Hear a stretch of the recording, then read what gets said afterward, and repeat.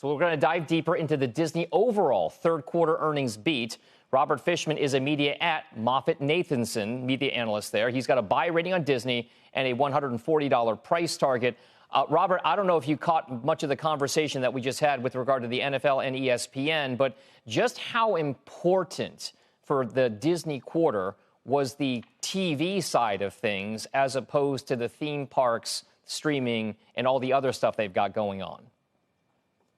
Yeah, as you alluded to, there is a lot going on at this company, starting with the NFL announcement last night and all the great reporting here.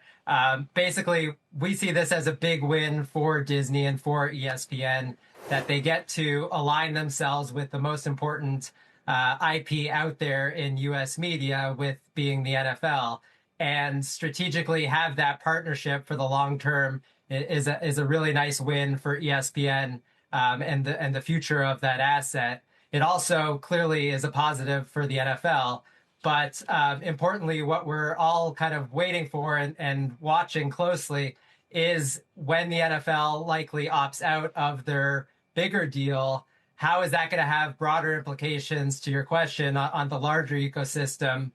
We think ESPN is very well positioned with the launch of this ESPN DTC platform. And it just is another step of the pivot that they're making towards DTC for their overall TV assets. All right, speaking of the DTC aspect of the whole thing, there are a number of different headlines coming out with regard to that kind of DTC distribution type element.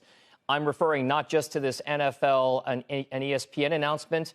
We've got a consolidation and rebranding in the works here with regard to their streaming video product.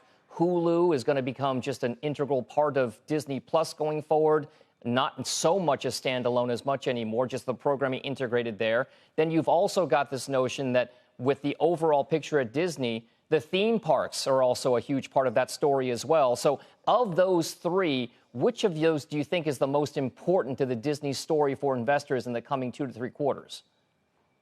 Yeah, it's a great question. So what we've highlighted is the importance of DTC and parks as the key drivers for this company going forward, both in terms of the earnings potential, clearly starting with parks and the stability and growth that we've seen out of parks recently, including this quarter's really strong number.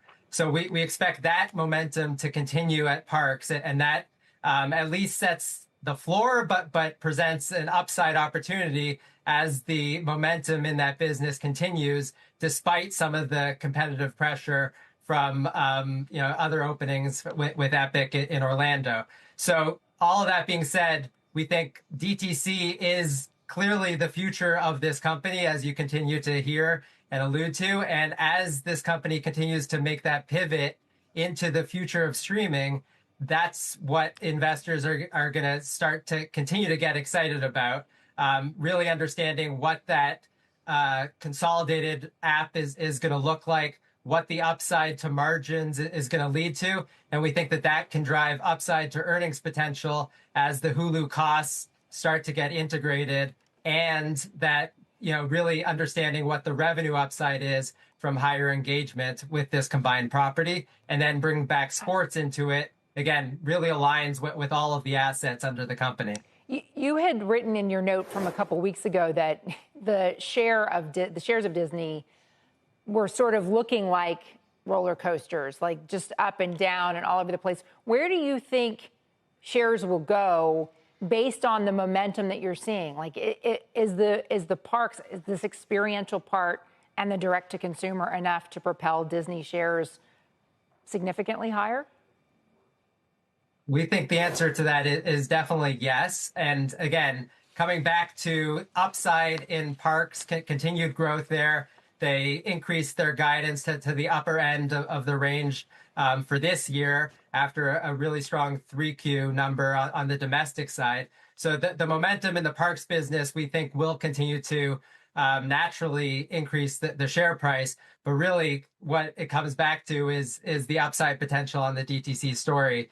And investors need to have confidence in that longer term margin story, but really collectively, as they think about all of these assets coming together, and we haven't even touched on the studio yet, strong slate coming there. So as all of these things start working together, which they have and why the stock is where it is today after bouncing off the lows. We think that the next leg from here is going to continue to go up.